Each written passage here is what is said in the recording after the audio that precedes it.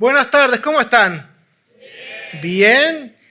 Qué precioso estar en la casa del Señor, qué precioso tiempo de alabanza. Podemos darle una vez más un agradecimiento al equipo de alabanza por ese tiempo maravilloso en la presencia del Señor.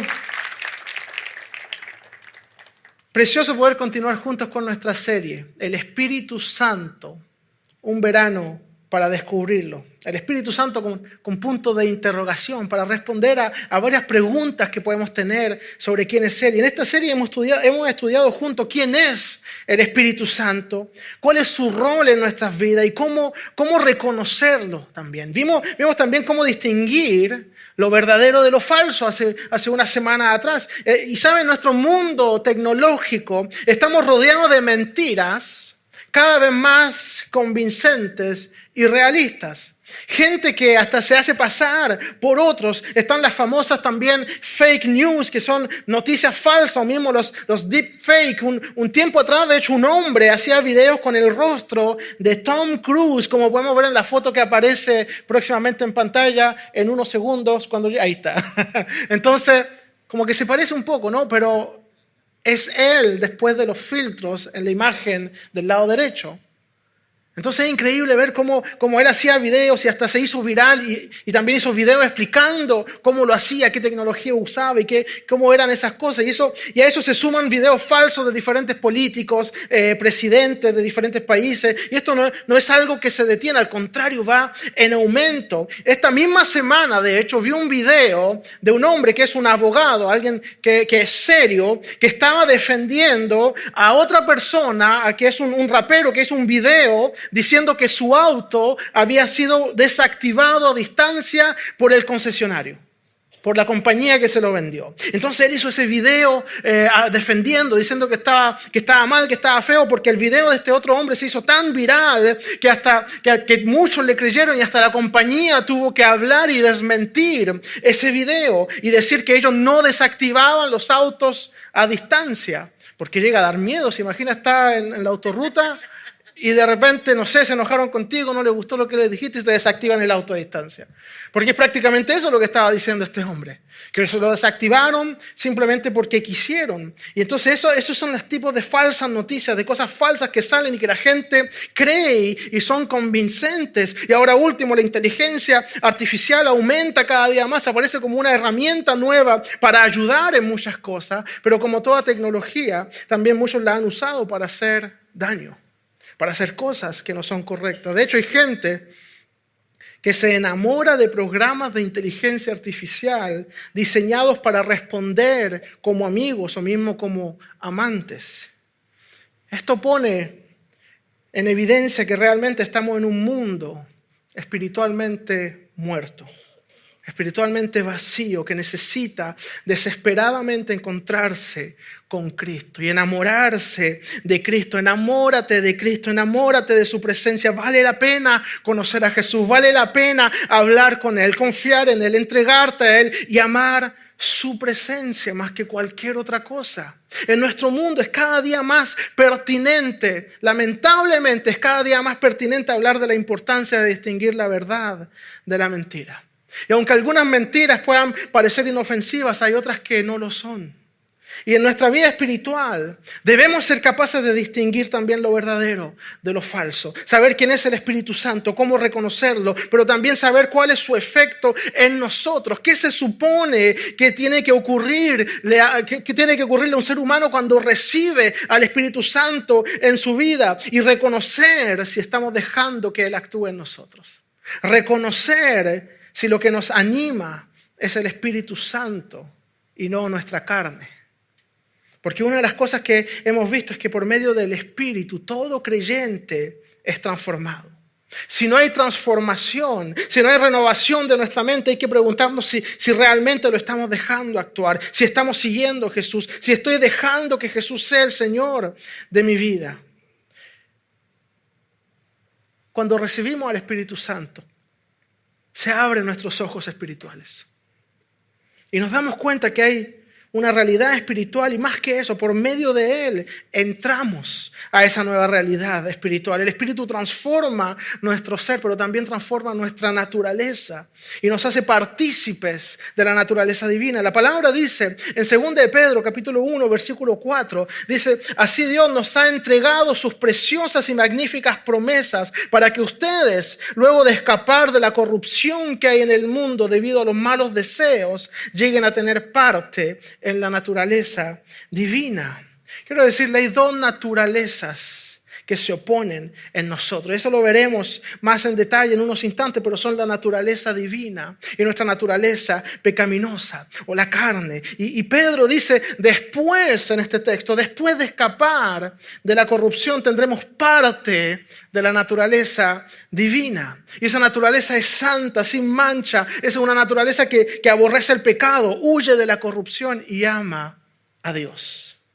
El Espíritu permite que podamos vivir según esa naturaleza divina. Porque al recibir al Espíritu, nuestros ojos, como decía, son abiertos y nos damos cuenta de esta realidad. Nos damos cuenta de que hay algo más de lo que podemos ver solamente con nuestros ojos, y nos damos cuenta también que algo se opone de esa nueva naturaleza que hay en nosotros. Nos damos cuenta de que hay una lucha en nuestros corazones, luchas que antes de tener al Espíritu no existían en nosotros, pero Cristo comenzó su obra en ti y algo en nosotros resiste a ese cambio, resiste a la santidad, resiste a la obediencia de Cristo. Pero no importa qué tanto resista la carne, no importa que tanto el enemigo te quiera desviar, tú ya tienes un dueño, tú ya le perteneces a Cristo. El Espíritu Santo es la garantía que eres hijo de Dios. Por Él podrás caminar y vivir en santidad. Si alguien lo cree, puede decir amén. Darle un aplauso al Señor, porque por Él podemos vivir en santidad.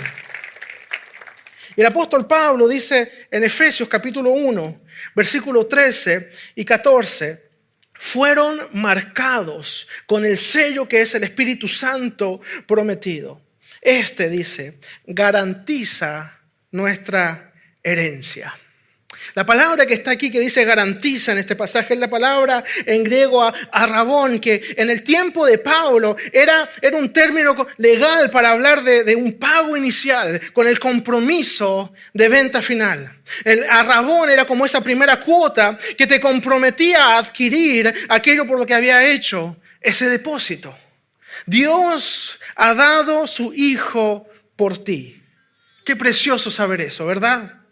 Pero como si fuera poco, Él ha hecho más aún. Dios ha derramado su Espíritu sobre ti como marca de que eres suyo, de que eres un auténtico hijo de Dios. Esa marca no se puede falsificar, nadie te la puede quitar, no te la pueden robar, y significa que Cristo vendrá por ti, serás transformado, resucitarás porque eres heredero con Cristo, hijo de Dios como Él, y recibirás bendiciones hasta que sobreabunden. Si eso no te llena de gozo, no sé qué lo hará. Los que son hijos de Dios pueden decir amén, ese soy yo, esas promesas son para mí. Pero tal como veíamos una semana atrás, también somos un trabajo en proceso. Es como si comprara una casa que está un poco en mal estado. Los papeles están firmados, el compromiso está hecho, el pago inicial ya está listo, está hecho, la casa es suya. Y ahora tiene que empezar a limpiar, ordenar, reconstruir.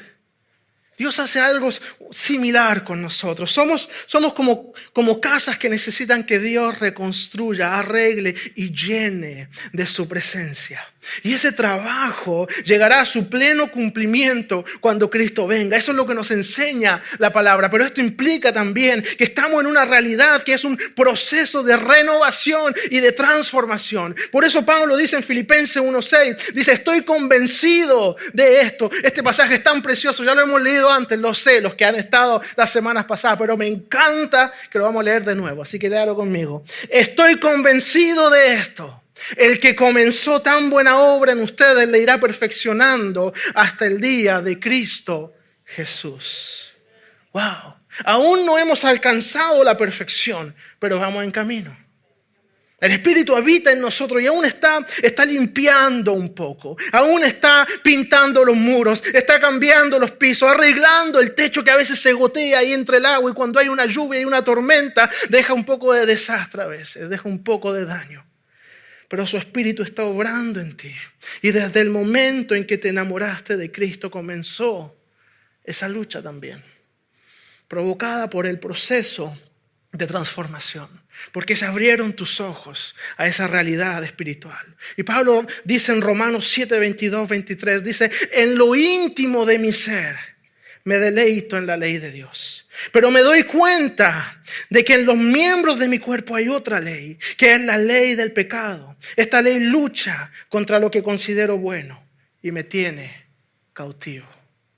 ¿Sabe? Pablo dice esto porque a veces nos equivocamos. A veces caemos, a veces dudamos, a veces pecamos, sea por vulnerabilidad o por debilidad. Pero jamás un hijo de Dios lo hace voluntariamente, sin luchar y sin resistir al enemigo y a la tentación. Porque el hijo de Dios, en lo más íntimo de su ser, se deleita en la ley de Dios, se deleita en su presencia, se deleita en caminar con Dios y no quiere alejarse jamás. Quiere imitar a Cristo, quiere agradar a Dios, vivir en santidad, conocer cada día más el corazón del Padre y vivir en la libertad que Dios le ha dado. Eso es lo que quiere un hijo de Dios.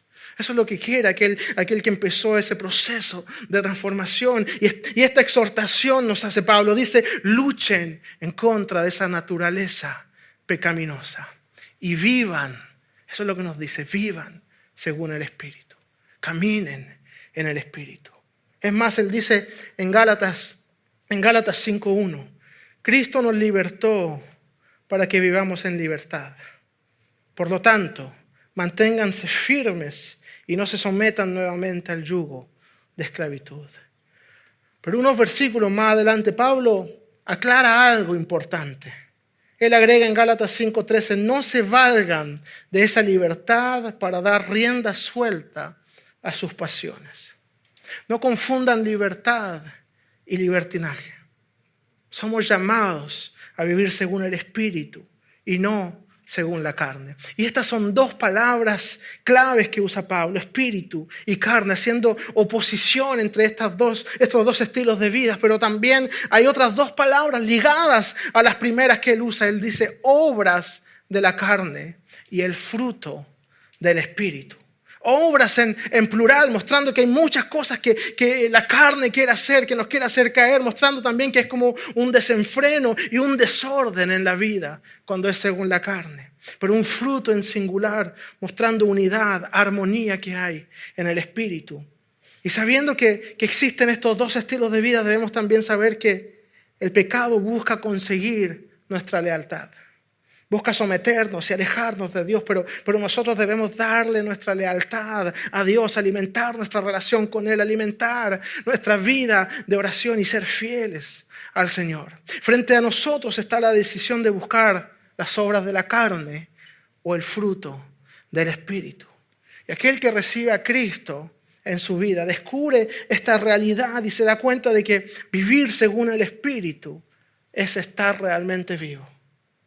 Porque quiero decirle lo siguiente, hay algo más que la vida biológica o que la vida física que tenemos o que experimentamos. Hay algo más de lo que podemos ver con nuestros ojos o analizar con nuestro intelecto. Hay una realidad espiritual de la cual debemos ser conscientes. Hay una vida espiritual que debemos conocer. Cristo en una ocasión dijo, yo he venido para que tengan vida y vida en abundancia. Jesús en ese momento no estaba en un cementerio hablando cerca de unas tumbas, no estaba tampoco en un funeral diciendo que quiere que el muerto tenga vida. Estaba hablando con personas que estaban vivas, escuchando sus enseñanzas. Personas que estaban vivas, pero que no tenían la vida de la que Él les quería hablar. Estaban vivas, pero Él les habla de una vida que ellos no tienen, de una vida que va más allá de lo que podemos ver o percibir, de la forma natural que estamos acostumbrados. Hay una vida más allá, sobrenatural, a la cual Cristo nos invita, una vida plena, llena. Cuando Cristo habla de vida eterna, no está hablando solamente de la vida después de la muerte o de la eternidad después. La vida que Cristo nos da comienza desde ya. desde ahora. Es un regalo que nos da ahora y es solamente por medio del Espíritu Santo que lo podemos recibir.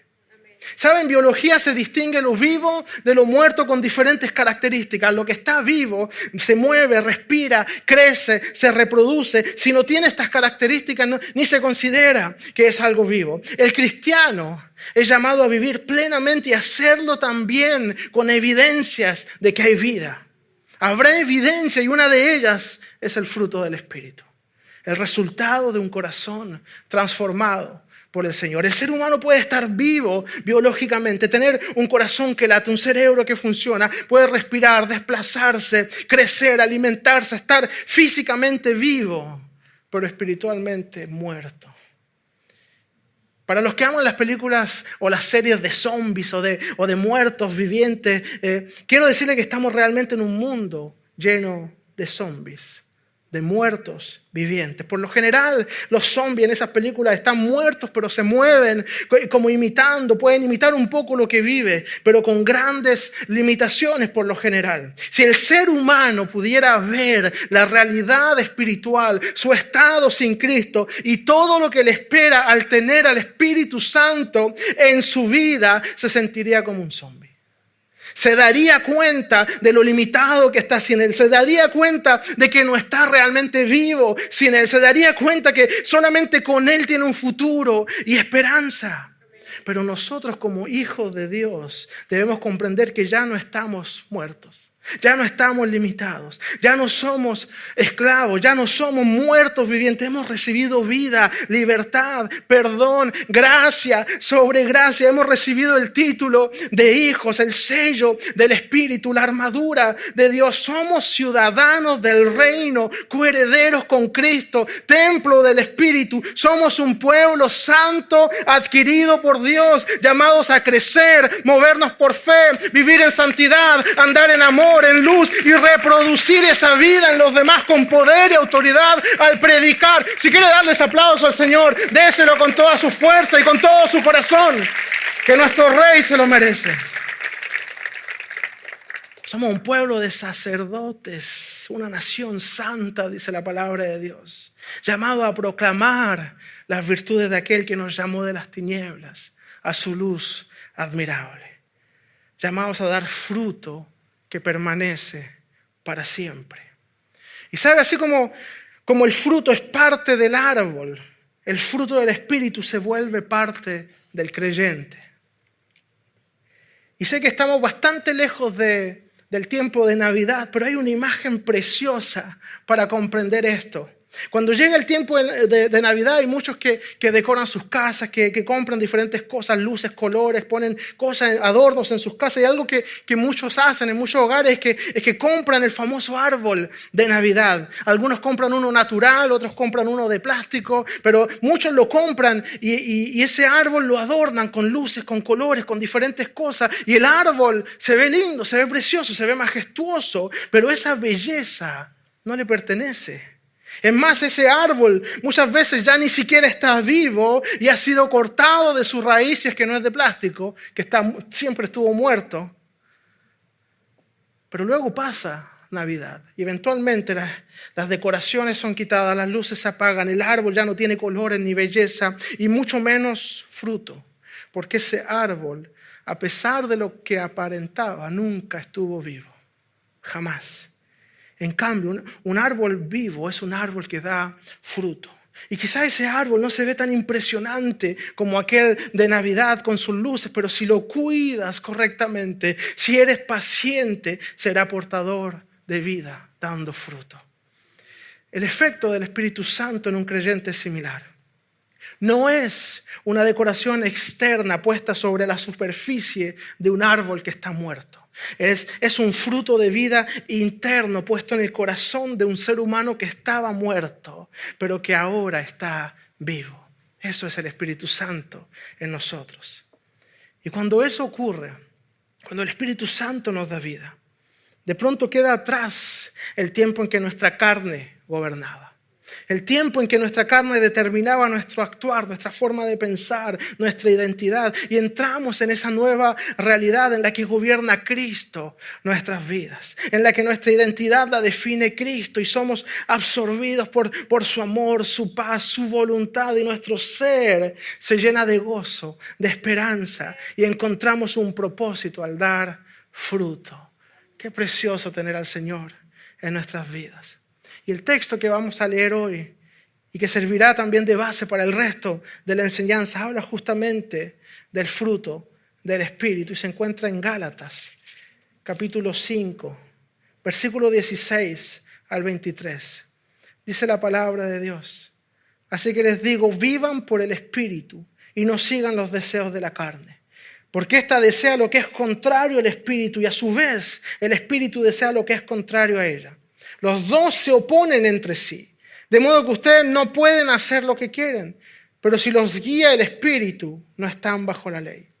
Las obras de la carne se conocen bien: inmoralidad sexual, impureza y libertinaje, idolatría y hechicería, odio, discordia, celos, arrebatos de ira, rivalidades, desacuerdos, sectarismos y envidia, borracheras, orgías y otras cosas parecidas. Les advierto ahora, como antes lo hice, que los que practican tales cosas no heredarán el reino de Dios. En cambio, el fruto del Espíritu es amor, alegría, paz, paciencia, amabilidad, bondad, fidelidad, humildad y dominio propio. El mensaje de hoy lleva por título el fruto del Espíritu. Y será un mensaje en dos partes, porque ya no los volveré a hacer sufrir con 9 puntos en un solo mensaje, como lo hicimos una vez. Vamos a empezar el mensaje hoy y lo continuaremos después. Y en este texto precioso que acabamos de leer, quiero llamar su atención en 2 palabras que está en español, 2 palabras claves. Son las palabras en cambio.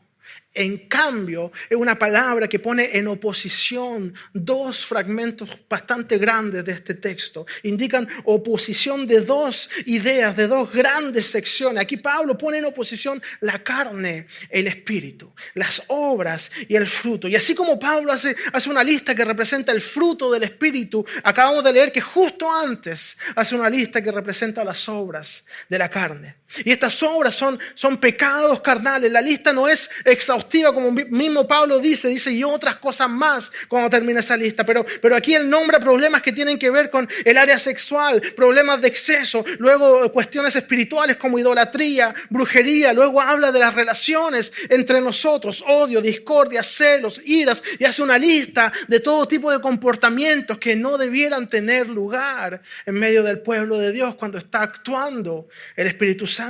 La carne quiere hacer todo tipo de cosas contrarias a la voluntad de Dios. La carne destruye la comunión con Dios y con los demás. Destruye la unidad, la santidad, la comunión entre nosotros, nuestra comunión con Dios. Y Pablo termina de hablar de la carne con una frase muy fuerte. Él dice: los que practican tales cosas no heredarán el reino de Dios. Con esta frase Pablo nos da a entender que el hecho que alguien haya hecho quizá una profesión de fe o que haya tenido una experiencia, sea emocional o más que natural o sobrenatural, al final no significa nada si esta persona vive en la carne practicando estas cosas. Al final esto es lo que nos dice dónde está realmente el corazón de esta persona. Una vez Jesús dijo en Mateo 7, 21 al 23, dice, algo aún más fuerte, dice: no todo el que me dice Señor, Señor entrará en el reino de los cielos, sino solo el que hace la voluntad de mi Padre que está en el cielo. Y él continúa con algo aún más específico. Dice: muchos dirán, Señor, no profetizamos en tu nombre y en tu nombre echamos fuera demonios, hicimos muchos milagros. Eran personas activas, parece. Activas en el reino, o por lo menos eso es lo que ellos pensaban. Entonces les diré claramente: jamás los conocí, aléjense de mí, hacedores de maldad. ¿Cómo saber entonces si le pertenezco a Cristo? Pues analiza cómo estás viviendo. ¿Cómo está tu corazón? ¿Hacia dónde apunta tu vida? En lo más íntimo de tu ser. Esta oposición que hace Pablo entre carne y espíritu tiene como objetivo contrastar estas dos realidades y también desafiarnos, preguntándonos: ¿dónde está tu identidad? ¿Dónde está tu lealtad? ¿De dónde vienen tus más profundas motivaciones? ¿Cuál es la fuente del poder que gobierna tu vida? Porque hay poderes que no son el Espíritu Santo y que quieren dominar tu vida. Hay poderes que quieren seducirte, distraerte, esclavizarte, atraerte a ellos, alejarte de Dios. Y nos encontramos frente a la decisión: carne o espíritu. Las obras de la carne o el fruto del espíritu. Y la posición final que tienen las personas ante Dios está directamente relacionada con el hecho de si viven según el Espíritu o según la carne. Porque vivir según la carne es pecar sin retención, pecar sin convicción de pecados por parte del Espíritu Santo, sin arrepentimiento, sin ningún deseo de cambiar, sin remordimiento. Quizás algunos están asustados en este momento y dicen: ya, pero entonces, ¿qué pasa conmigo? ¿A dónde voy a ir yo? ¿Seré los que el Señor va a decir: Señor, yo no te conozco, caballero? No sé dónde está, no sé de dónde viene. Algunos dicen: yo todavía tengo dificultades con ciertas cosas. Yo sigo pecando. Hay cosas en mi vida que no he podido solucionar. Hay cosas en mi vida que todavía no han cambiado. Bueno, tal como lo veíamos al principio, podemos caer, pero jamás sin resistir. No caemos sin un profundo sentimiento de tristeza por haber entristecido al Espíritu Santo que mora en nosotros. ¿Quieres saber si el Espíritu Santo mora en tu vida? Pues Él trae convicción de pecado. Él no te deja pecar en paz. Él no te deja pecar como antes. Por eso digo que esto es algo nuevo. Esta lucha que hay en tu corazón es algo nuevo que no existía antes. Porque lo que antes hacía con toda normalidad y ahora el Espíritu Santo te convence que no es bueno, que es pecado, que no le agrada, ya no lo puede hacer con tranquilidad. Eso ya es evidencia del fruto del Espíritu que está actuando y obrando en tu vida. La vida carnal es la de aquellos que no tienen esa conciencia espiritual, que no tienen ningún deseo de cambiar, que le dicen a Jesús Señor para ser salvos, pero no para ser discípulos. Que le dicen a Jesús Señor para recibir herencia, pero no para vivir como Él. Los que viven según la carne son aquellos que no anhelan la transformación, pero que están dispuestos, mismo si es necesario, a imitar la santidad, para aparentar piedad. Dispuestos, mismo si es posible, a imitar el fruto para aparentar santidad.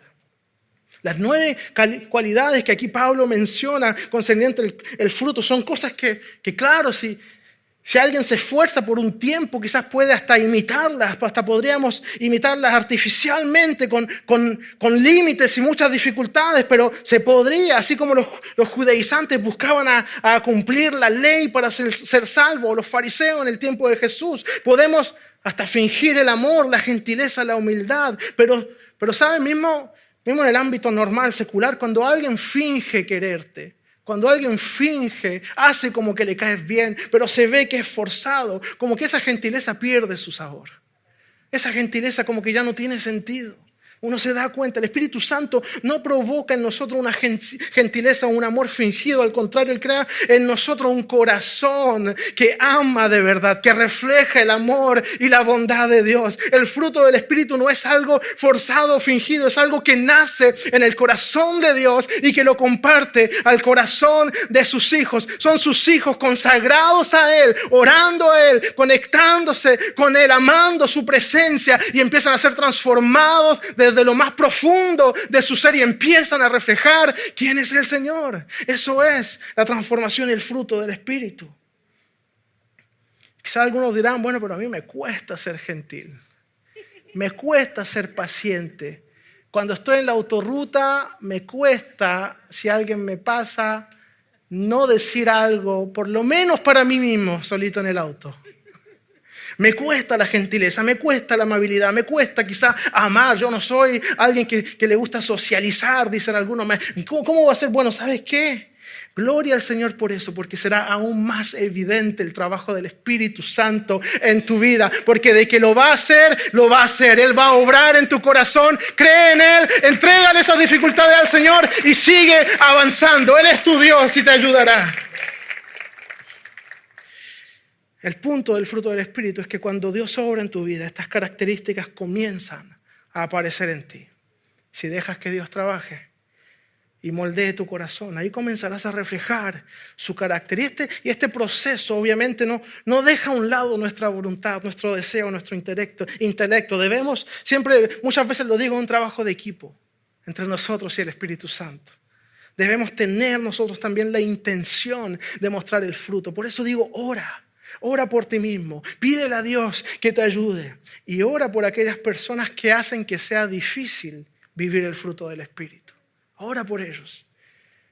Por nuestras propias fuerzas no podemos, necesitamos decirle al Señor, tal como dijo el salmista en el Salmo 51:10, crea en mí, oh Dios, un corazón limpio y renueva un espíritu firme dentro de mí. Obviamente no se trata de simplemente relajarse, dejar que Dios obre, porque de ser así ni siquiera Pablo no habría escrito lo que escribió en Gálatas. No habría dado instrucciones concernientes al fruto del Espíritu. Se trata de un trabajo entre los dos, de voluntariamente someternos a la voluntad del Señor y dejarlo obrar en nosotros. Un corazón que no quiere ser transformado, no lo será. Pero el punto es el siguiente. Cuando aparezcan este fruto del Espíritu en tu vida, no será como las decoraciones del árbol de Navidad, impresionantes pero sin vida. Será más bien como las manzanas de un árbol natural que silenciosa y tranquilamente comienzan a aparecer sin hacer gran ruido, sin luces que llaman la atención, pero aparecerán dando evidencia que hay vida. En tu vida darás evidencia que hay una vida más allá de lo que podemos imaginar o comprender. Eso es el fruto del Espíritu. Es un fruto en singular, pero con varias virtudes, con varios sabores, con varias características, con varias cosas que están dentro de un mismo fruto, de una misma cosa. Para destruir las obras de la carne, para destruir todos los ataques del enemigo, para alejarte del Señor, debemos encarnar el fruto del Espíritu. Es primordial. Y la primera característica que Pablo da cuando habla del fruto es el amor. Y no es algo que debiera sorprendernos. El amor es como la corona de las virtudes del cristiano. Decimos que Dios es amor y amó al mundo dando a su Hijo único. Cristo dijo, no hay amor más grande que dar la vida por sus amigos. Él dijo eso estando a punto de hacerlo, de dar su vida por nosotros. Toda la ley reposa en este principio de amar a su prójimo, de amar a Dios. El amor es la base y el fundamento de todo lo que pueda venir después, de todo lo que se construye después. Nuestra vida como cristiano debe construirse en base al amor. Cuando le preguntaron a Cristo cuál era el mandamiento más importante, Él respondió dos cosas y las dos estaban basadas en el amor. Ama al Señor tu Dios por sobre todas las cosas y ama a tu prójimo como a ti mismo. Y Pablo retoma esta idea en su carta a los Romanos. En Romanos 13:8 él dice, no tengan deudas pendientes con nadie, a no ser la de amarse unos a otros. De hecho, quien ama al prójimo ha cumplido la ley. Porque los mandamientos que dicen no cometerás adulterio, no maten, no roben, no codicien y todos los demás mandamientos se resumen en este precepto: ama a tu prójimo como a ti mismo. El amor no perjudica al prójimo, termina diciendo. Así que el amor es el cumplimiento de la ley. Si buscas cuál es el fundamento, la motivación, lo que da sentido, lo que nos mueve a vivir una vida santa, consagrada al Señor, una vida según la palabra, la respuesta es el amor. Amamos a Dios porque Él nos amó primero, dice la palabra en 1 Juan 4:19. Lo amamos porque Él nos amó. El amor es lo que nos mueve, lo que nos lleva a obedecer, a bendecir al prójimo, a servir con excelencia, a ser generosos, a confiar en Dios. El amor resume lo que pide la ley, permanece para siempre. Y tal como dice Pablo en 1 Corintios 13:13, él dice, nunca dejará de ser. El amor siempre permanecerá y el amor unifica, trae unidad entre todas las demás virtudes. Por encima de todo, dice Pablo en Colosenses 3:14, vístanse de amor, que es el vínculo perfecto. El amor es todo lo opuesto a las obras de la carne. Mientras la carne trae división, el amor trae unidad. Mientras la carne trae odio, el amor trae perdón, reconciliación. La carne trae celos, pleitos, contiendas, envidia, egoísmo, orgullo, rivalidades, chismes, mentiras. El amor trae paz, confianza, hermandad, honestidad, integridad, paciencia, amabilidad y el resto de las virtudes del fruto del Espíritu. Eso provoca el amor de Dios en cada uno de nosotros. Además, el amor no es solamente un mandamiento de Dios, es lo que nos identifica como sus hijos. Jesús dijo en Juan 13:35, de este modo todos sabrán que son mis discípulos si se aman los unos a los otros. El amor que nos tenemos los unos a los otros es la evidencia de que imitamos a Cristo. El amor que nos tenemos es la carta de presentación del pueblo de Dios. Así le presentamos al mundo quién es Jesús. La gente debe ver el amor de Cristo en nosotros. Hoy, 2000 años después de que Cristo dijo esto, lamentablemente hay un mundo que no lo conoce. Y peor aún, hay un mundo que piensa que lo conoce. Pero el Jesús que tienen en mente muchas veces es todo lo opuesto al Jesús de la Biblia.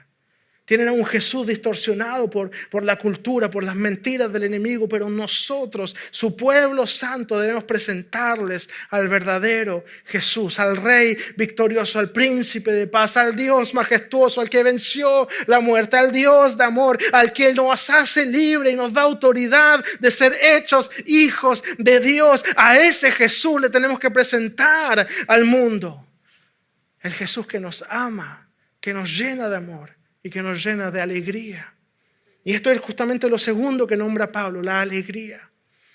Y no está hablando de una falsa alegría o de una alegría fingida. Tampoco está hablando de una alegría inconsciente o que ignora la tristeza o que ignora los sentimientos de los demás. Habla de una alegría que sobrepasa todo lo demás. Una alegría que está presente para fortalecerte, para darte esperanza, para recordarte que tienes un Dios poderoso, para abrir tus ojos a la realidad espiritual de la victoria que tienes en Cristo Jesús, tu Señor, tu Salvador, tu Rey victorioso. Esa es la alegría que tenemos, una alegría que nos sostiene en todo tiempo, mismo en las peores tormentas, mismo en la inseguridad, mismo cuando vives división en tu hogar, conflictos en tu matrimonio, rebeldía con tus hijos, pérdida de un empleo. Pablo habla de una alegría que es un testimonio a los demás, que tu Dios te hace feliz, que tu Dios es tu fortaleza, quien levanta tu cabeza, quien te guía, quien te restaura, quien te ayuda a avanzar. Ese es el Dios que te da alegría. No es una alegría para burlarse, es una alegría para sanar los corazones, una alegría acompañada de amor. Amor, alegría, una alegría que nos ayuda a superar la adversidad y que es provocada por la confianza que tenemos en Dios, por la confianza que tenemos en su plan para nosotros. Pablo escribe en Romanos 15:13 que el Dios de la esperanza los llene de toda alegría y paz a ustedes que creen en Él, para que rebosen de esperanza por el poder del Espíritu Santo. Una alegría que te llena de esperanza en la adversidad. También Pablo escribe en Filipenses 4:4, dice, alégrense siempre en el Señor. Insisto, alégrense. No lo estoy diciendo yo, está escrito así el texto. Insisto, alégrense. Quiero compartir de algo por si no sabían. Él escribió estas líneas estando en prisión. Estaba en la cárcel. Fácilmente esta carta a los filipenses podría haber sido una carta donde él llora, donde él dice, ¿por qué me está pasando esto? Porque yo estaba predicando el Evangelio, yo estaba hablando, yo estaba sirviendo al Señor, yo estaba en la voluntad de Dios. ¿Por qué estoy en la cárcel? ¿Por qué me ocurre? Podría haber sido una carta de lamento, de quejas, de lloro, renegando. Pudo haberse lamentado, pero él estando en prisión le escribe a los que están libres, estén alegres en todo tiempo.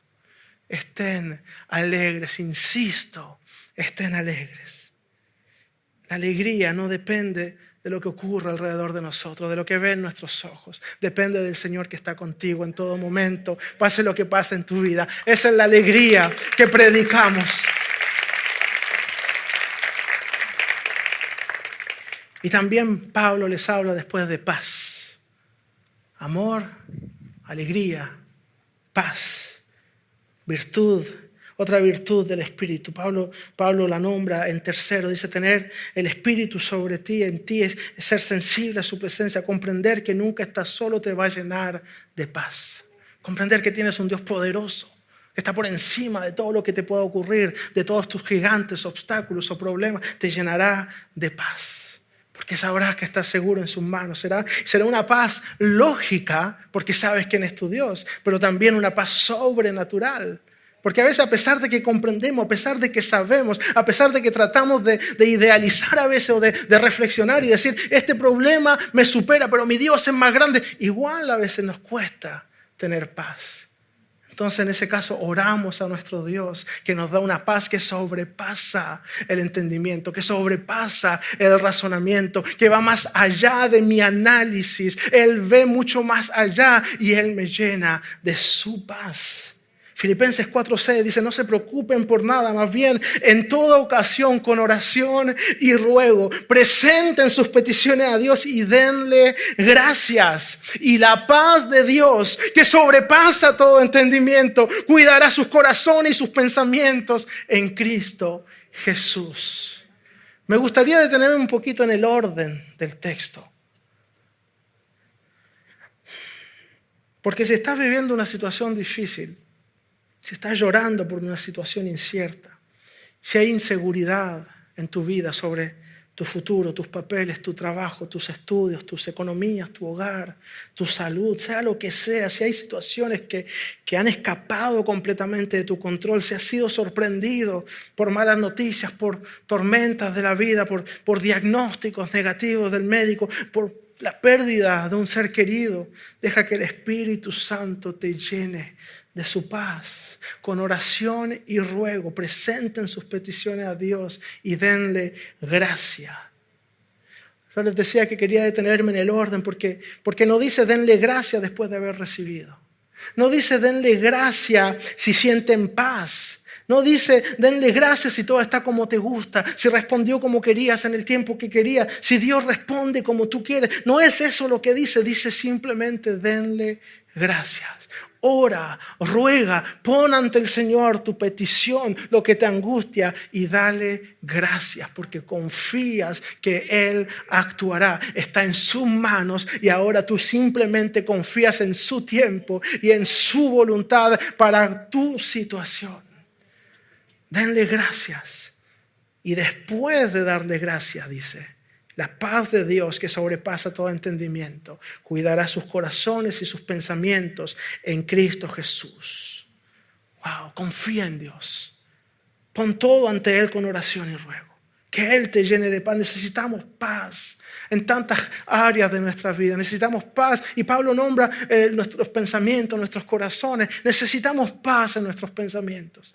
Muchas veces nuestros pensamientos están llenos de cosas, de ideas que se contradicen, tan agitados, tan confusos, ideas. Y el mundo está lleno de ideas que se contradicen entre sí, sobre todo que contradicen la palabra de Dios, que contradicen la verdad de las Escrituras, con tanta falsedad, con tantas falsas promesas, tantos engaños. Nuestros pensamientos fácilmente se pueden extraviar y de pronto tenemos como una tormenta abrumadora en nuestra mente. Ya no sabemos qué pensar, cómo reaccionar, a quién creerle. A veces hasta olvidamos quién es Cristo y lo que hizo para nosotros, quiénes somos en Él, de quiénes somos hijos y a qué reino pertenecemos. Y buscamos nuestra identidad en lugares equivocados, pero deja que Jesús traiga paz a tu mente, deja que Cristo traiga orden a tus pensamientos, deja que su Espíritu te recuerde quién eres. Eres hijo del Rey, eres amado, eres perdonado, eres creado por Dios a su imagen y semejanza, eres ciudadano de su reino. Deja que el Padre sea realmente tu Padre y que traiga paz a tus pensamientos. Si tú quieres decirle eso al Señor, di amén. Yo quiero esa paz que sobrepasa todo entendimiento. Paz en nuestras mentes, paz en nuestros pensamientos, orden de parte de Dios, paz también en nuestros corazones, paz también en nuestros sentimientos. Este mundo confunde nuestra mente, pero también confunde nuestros corazones. Vivimos en un mundo que ha desarrollado todo tipo de nuevas crisis, angustias, crisis de pánico, crisis existenciales, crisis de angustia, crisis de tantas cosas. Un mundo estresado de forma exagerada y desmedida. Deja que el Espíritu Santo de Dios traiga paz. Y que esa paz la puedas reflejar hacia los demás. Que esa paz sea parte del testimonio de quién es tu gran Dios. Aquel que te da paz en medio de la tormenta.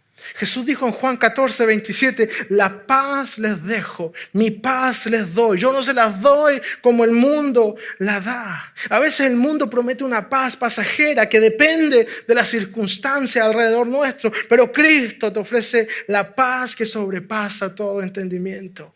Paz en tu corazón, paz para con Dios, en tu vida espiritual, en tu relación con Dios, paz concerniente tu futuro, sabiendo que pase lo que pase en tu presente, tu vida está en sus manos. Si vienen pruebas hoy, tu presente está en sus manos y tu futuro también. Esa es nuestra vida, esa es nuestra realidad. Recuerda lo que dice también Santiago 1, versículos 2 y 3. Dice, tened por sumo gozo cuando os halléis en diversas pruebas, sabiendo que la prueba de vuestra fe produce paciencia. Ten paz porque Dios está contigo. Y esa paz, esa seguridad te hará capaz de esperar pacientemente en Dios mismo en medio de la prueba. Y eso es lo siguiente que Pablo dice. Luego nos habla de la paciencia. Esta virtud que probablemente es una de las más difíciles o que menos aceptamos hoy. En nuestro mundo que queremos todo rápido, inmediatamente, vamos a un restaurante de comida rápida y ni siquiera salimos del auto. Si tenemos un auto, pasamos por ahí y esperamos que en menos de 30 segundos nuestra boca ya esté llena de comida. Porque estamos apurados y tenemos que ir a nuestra próxima cita y tenemos que hacer otra cosa. Entonces la paciencia es probablemente lo que más necesitamos hoy. Lo que más necesitamos aprender, ser pacientes. No querer todo rápido, inmediatamente, al tiro, como dicen los chilenos. No sé cómo dirán en los otros países, pero yo lo quiero al tiro, quiero comer y ahora. Oré y quiero que Dios me responda ya. ¿Por qué no me responde ya? ¿Qué pasó? ¿Qué hice? ¿Cómo fue? Y quiero que me responda ya, pero también de la forma en que yo se lo pedí. No de otra forma, yo ya sé cómo quiero mi bendición y yo ya se la dije al Señor, así que me la dé tal cual y del mismo color que yo le dije. Queremos todo. Una vez hicimos una prédica que se llamó algo así como Prédicas Prime, algo así, haciendo referencia a Amazon Prime o Cristianos Prime, no me acuerdo cómo se llamaba esa prédica, pero tenemos esa mentalidad de que yo pido y me dan exactamente lo que quiero, tal como quiero. El cliente siempre tiene la razón. Yo soy el cliente, Dios me sirve. Nos sentimos a veces así, pero nosotros le servimos a Él. Nosotros hemos recibido gracia sobre gracia. Nosotros hemos recibido algo que no merecemos. Nosotros hemos entrado en una relación tan hermosa y perfecta con nuestro Rey que no merecíamos, pero que Él nos tomó donde estábamos y nos trajo a su reino. Qué precioso comprender esa realidad. Esos somos nosotros. Y a veces sus planes frustran nuestros planes, pero permíteme decirte lo siguiente, deja que Dios frustre tus planes y vive sus planes para tu vida, porque son mejores de lo que tú te puedes imaginar. Vive según su voluntad. Misericordioso y clemente es Jehová, dice el Salmo 103, versículo 8. Lento para la ira y grande en misericordia. Tener paciencia es también imitar a nuestro Dios. Tener paciencia es ser como Él. Pacientes cuando oramos, pacientes cuando ponemos ante Él nuestras necesidades, pacientemente, dice el Salmo 40, versículo 1, pacientemente esperé a Jehová y se inclinó a mí y oyó mi clamor. Paciencia en todo tiempo, sabiendo que Él escucha tu clamor. Y aprendiendo que Él responde en su tiempo, según su voluntad, para darte lo mejor y lo que realmente necesitas. Paciencia en la capacidad de esperar el momento oportuno de Dios, pero también esperar la respuesta de Dios. Porque queremos el efecto final de la bendición, pero también la respuesta. Y si no responde, ya, pero ¿cuándo? Y como los niños que en el auto cuando vamos manejando, ¿y cuándo llegamos? Y pronto, y 2 minutos después, ¿y ya llegamos? En un viaje de 3 horas. Ok. A veces nos portamos así con el Señor. Impacientes. Ponemos en evidencia nuestra impaciencia. Pero Él es nuestro Dios, nuestro protector. Y en su amor infinito, cuando nos responde, es lo mejor para nosotros. Y no siempre es lo que pedimos. No siempre es un sí. También a veces es un no. Pero el no de su parte es lo mejor que nos puede ocurrir por amor, por protección, por enseñanza y para guiarnos. Nuestro Dios es un Dios de amor que nos da lo que realmente necesitamos. Ser pacientes es también aceptar el tiempo de Dios y aceptar y confiar en su respuesta. Pacientes en nuestra relación con Él, pacientes en nuestra relación con los demás también, paciencia. ¿Cuántos están de acuerdo para decir que necesitamos más paciencia?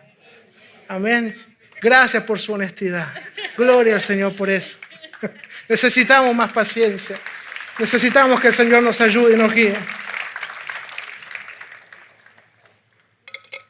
Paciencia en nuestras relaciones.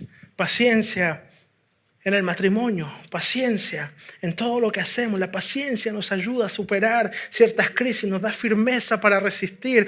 También retiene nuestro deseo de vengarnos. La paciencia es parte del carácter de Dios en nosotros, junto con la perseverancia. La paciencia y la perseverancia son claves en lo próximo que Pablo dice. Él habla después de la paciencia, de la amabilidad. El fruto del Espíritu es amor, alegría, paz, paciencia, amabilidad. Y la palabra que está aquí como amabilidad en griego es krestotes, que quiere decir también bondad, gentileza. Entonces, Pablo escribe también en Filipenses 4:5 que su amabilidad sea evidente a todos. Que su amabilidad sea evidente. Alguien amable, gentil, bondadoso lo es no solo con palabras, pero con su actitud, con su carácter y con sus acciones. Tito 3, versículo 1 y 2 dice: siempre deben estar dispuestos a hacer lo bueno, a no hablar mal de nadie, sino a buscar la paz y ser respetuosos, demostrando plena humildad en su trato con todo el mundo. U otra traducción: sean amables. Sean amables. Estén listos, dispuestos a ser amables. La amabilidad, la bondad es algo que el Espíritu produce en nosotros para poner el amor en acción. Esto es la actitud de gracia que Dios tiene hacia el pecador. Esa gracia de Dios movida por su amor. Lo vimos en el momento en que Cristo murió por nosotros para que podamos ser salvos. Su gracia, su amor en acción. Pero seguimos viendo ese amor en acción en nuestras vidas día tras día. Porque día tras día Dios nos sostiene. Sus misericordias son nuevas cada mañana. Día tras día Dios responde a nuestras oraciones. Y sabe, esto es importante comprender. Y lo decía hace unos instantes, Dios responde a nuestra oración simplemente porque Él es bueno. Simplemente por eso. Nadie puede decir en oración: yo hice 7 horas de oración, merezco una respuesta. No la merece, aunque haga 1000 horas de oración. Yo ayuné, merezco una respuesta. No, eso no es así.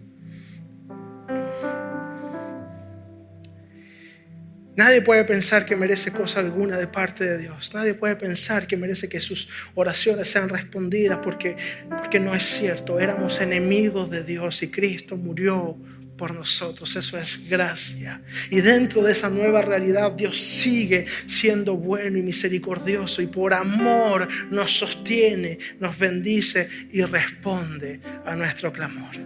Cada respuesta de Dios, y sé que hay muchas, sé que hay muchos testimonios preciosos en tantas vidas de personas aquí presentes. Cada una de esas respuestas, cada milagro que has vivido, cada puerta que Dios ha abierto en tu vida, no era por un mérito tuyo, era porque Dios fue una vez más bueno. Porque su amor, su bondad, su gracia y su misericordia son eternos.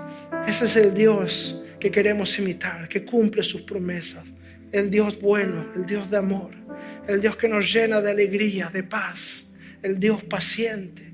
Y si así es el Señor, entonces somos llamados a reflejarlo en nuestro carácter, a vivir mostrando esa misma gracia a los demás, respondiendo con bondad, venciendo el mal con el bien, siendo amables, callando cuando debemos callar y abriendo nuestras bocas para reflejar su amor.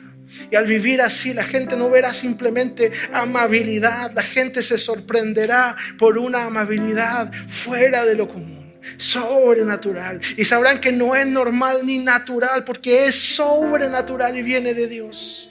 Y así, a través del fruto del Espíritu, verán a Cristo en nosotros y sabrán que Dios sigue siendo bueno, sigue amando y sigue transformando vidas hoy aún. Si alguien lo cree, puede decir amén. Ese es mi Dios y Él sigue transformando corazones. Quiero invitarlo a ponerse de pie con nosotros. Junto al equipo de alabanza vamos a entonar en unos instantes este canto que dice: confío en Dios, Él es mi Salvador, Él nunca fallará, jamás fallará. Yo confío en Él y te invito a cantar esta canción como una oración, diciéndole que confías en Él para ayudarte a reflejar su fruto en tu vida, a reflejar su carácter en cada momento de tu día, cada día de la semana, en todo tiempo, ser imitadores de su amor. Y Pablo termina esta carta en Gálatas 5, 24, 25 diciendo: los que son de Cristo Jesús han crucificado la carne con sus pasiones y deseos. Si el Espíritu nos da vida, andemos guiados por el Espíritu. Confiemos en el Señor y andemos guiados en el Espíritu. Díselo con nosotros: confío en Dios, mi Salvador, que no fallará. Él nunca fallará.